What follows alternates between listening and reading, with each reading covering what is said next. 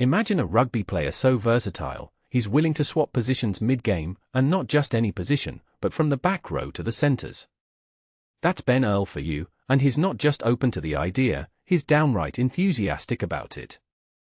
In a recent chat with Rugby Union Weekly, Earl revealed he'd be happy to start at centre for England at any time, a move that sparked both intrigue and debate among fans and pundits alike.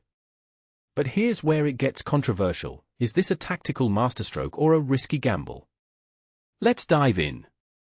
Ahead of England's Quilter Nations Series clash against Fiji at Twickenham on Saturday the 8th of November, kick-off at 17:40 Greenwich Mean Time, head coach Steve Borthwick has floated the idea of deploying Earl in the midfield. This isn't entirely out of the blue. Earl has already proven his adaptability with second-half cameos in the centres, most notably in England's 68-14 thrashing of Wales in March. But could this be a permanent shift? Earl seems to think so, stating, "If Steve thinks I'm ready, I've got to trust him and trust in the work I've done." And this is the part most people miss: Earl's transition to the centres might not be as drastic as it seems. At 27, he believes his skill set as a back row player overlaps significantly with the demands of the midfield. When you perform well as a 12 or 13, it looks very similar to performing well as a back row, he explained. The only real difference? Scrummaging. But with Manatui Lagi no longer eligible after his move to Bayonne, Earl could provide a front football carrying option that Borthwick's squad currently lacks. Earl's recent performance against Australia underscores his value. In England's 25-7 victory, he made an impressive 73 metres with ball in hand, more than all but two of his teammates, and scored the opening try. But he's not the only forward Borthwick has his eye on for a backline role.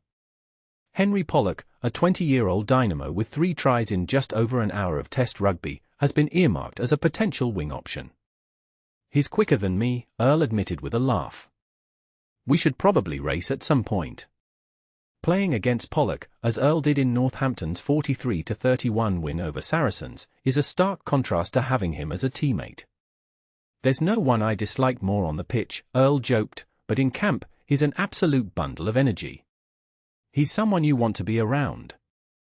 As England prepares to face Fiji, followed by New Zealand and Argentina at Twickenham, the question remains, will Earl's move to the centres pay off? Or is this a step too far? Here's where we want to hear from you. Do you think Earl's versatility is a game changer, or is Borthwick playing with fire? Let us know in the comments below. One thing's for sure, this autumn campaign is shaping up to be anything but predictable.